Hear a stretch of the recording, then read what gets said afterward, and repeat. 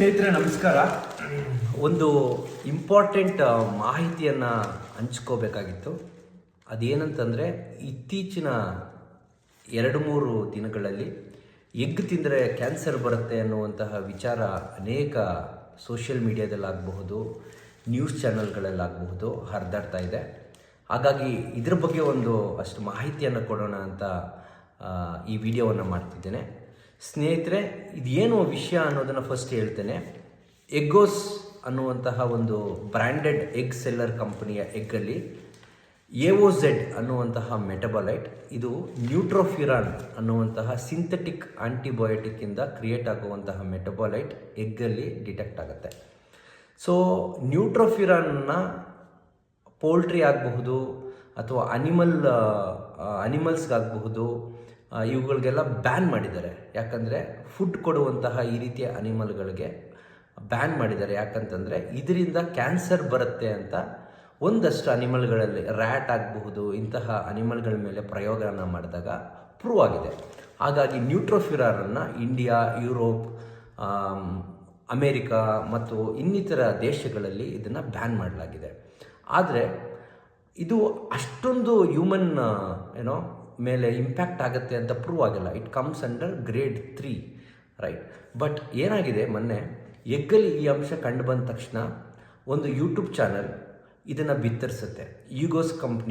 Eggoz company ಎಗ್ಗಲ್ಲಿ ಈ ರೀತಿಯಾದಂತಹ chemical ಇದೆ, ಇದರಿಂದ ಕ್ಯಾನ್ಸರ್ ಬರುತ್ತೆ ಅಂತ.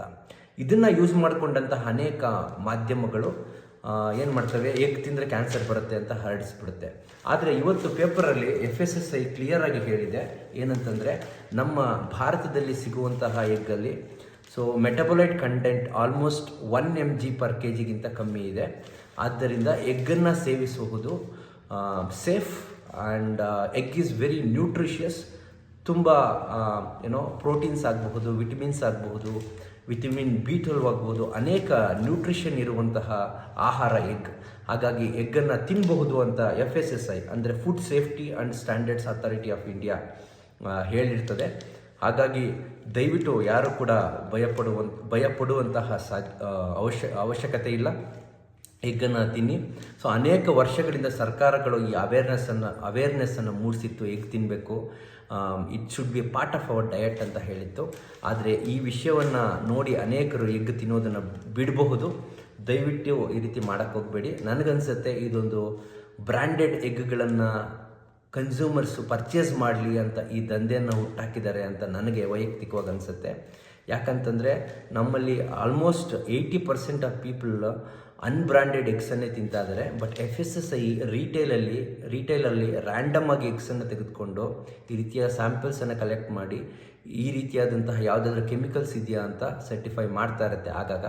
ಬಟ್ ನನಗೇನನ್ಸುತ್ತೆ, ಸರ್ಕಾರ ಇನ್ನೂ ಹೆಚ್ಚು ಅವೇರ್ನೆಸ್ಸನ್ನು ಜನರಲ್ಲಿ ಮೂಡಿಸ್ಬೇಕು, ಹೆಚ್ಚು ಟೆಸ್ಟ್ಗಳನ್ನು ಮಾಡಬೇಕು, ಅವರ ಪ್ರೆಸೆನ್ಸನ್ನು ತೋರಿಸ್ಬೇಕು. ಆಗ ಜನರಿಗೂ ಕೂಡ FSSAI ಆಗಬಹುದು, ಸರ್ಕಾರ ಆಗಬಹುದು, ಈ ರೀತಿಯ ಪ್ರಾಡಕ್ಟ್ಸ್ ಮೇಲೆ ಕಾಳಜಿಯನ್ನು ತೆಗೆದುಕೊಳ್ತಾ ಇದೆ ಅಂತ ಅನಿಸುತ್ತೆ. ಸೊ ಈ ವಿಷಯದ ಬಗ್ಗೆ ಇನ್ನಷ್ಟು ಮಾಹಿತಿ ಮತ್ತು ಅವೇರ್ನೆಸ್ಸನ್ನು FSSAI ಕೊಡಬೇಕು. ಸ್ಯಾಂಪಲ್ಸನ್ನು ತೆಗೆದುಕೊಂಡು ಚೆಕ್ ಮಾಡಬೇಕು. ಅದು ಮೊಟ್ಟೆ ಆಗಬಹುದು, ಪೋಲ್ಟ್ರಿ ಮೀಟ್ ಆಗಬಹುದು, ಹೆಚ್ಚು ಅನಾಲಿಸಿಸ್ಗಳನ್ನು ಮಾಡಬೇಕು ಅಂತ ನನಗೂ ಅನಿಸುತ್ತೆ. ಬಟ್ ಕೊನೆಯದಾಗಿ, ಇವತ್ತು ಮೊಟ್ಟೆಯನ್ನು ಬಿಸಿ ಊಟದಲ್ಲಿ ಕೊಡ್ತಾ ಇದ್ದಾರೆ, ಮಕ್ಕಳಿಗೆ ಕೊಡ್ತಿದ್ದಾರೆ. ಅನೇಕರು ಮೊಟ್ಟೆಯನ್ನು ತಿಂತಿದ್ದೀರಾ, ದಯವಿಟ್ಟು ಆಗುವಂಥ ಅವಶ್ಯಕತೆ ಇಲ್ಲ. ಬಟ್ ನನ್ನ ಪರ್ಸ್ನಲ್ ಸಜೆಷನ್ ಏನು ಅಂತಂದರೆ, ಕೆಲವರು 5 ಎಗ್ಗು 10 ಎಗ್ಗು ತಿಂತಿರ್ತೀರ. You try to diversify your diet. ನೀವು ಒಂದಷ್ಟು ಎಗ್ಗು, ಒಂದಷ್ಟು ಕಾಳುಗಳು, ಒಂದಷ್ಟು ಮೀನು, ಒಂದಷ್ಟು ಚಿಕನ್, ಅಥವಾ ವೆಜಿಟೇರಿಯನ್ ಆಗಿದ್ದರೆ ಪನ್ನೀರು, ನಿಮ್ಮ ಡಯಟನ್ನು ಡೈವರ್ಸಿಫೈ ಮಾಡೋದಕ್ಕೆ ಪ್ರಯತ್ನ ಪಡಿ. ಸಾಧ್ಯವಾದಷ್ಟು ನಿಮಗೆ ಯಾರಾದರೂ ಹಳ್ಳಿಯಲ್ಲಿ ರೈತರು ಗೊತ್ತಿದ್ದರೆ ಅವರ ಹತ್ರದಿಂದ ಡೈರೆಕ್ಟಾಗಿ ಪ್ರಾಡಕ್ಟ್ಸನ್ನು ಪರ್ಚೇಸ್ ಮಾಡುವಂತಹ ಒಂದು ಒಂದು ಪದ್ಧತಿಯನ್ನು ಹುಟ್ಟಾಕೋಣ. ಆಗ ನಮಗೆ ಭರವಸೆ ಇರುತ್ತೆ, ರೈತರಿಗೂ ಕೂಡ ಹೆಚ್ಚು ಲಾಭ ಆಗುತ್ತೆ. ಸೊ ಇದು ನಮ್ಮೆಲ್ಲರಿಗೂ ಪಾಠ ಆಗಬೇಕು.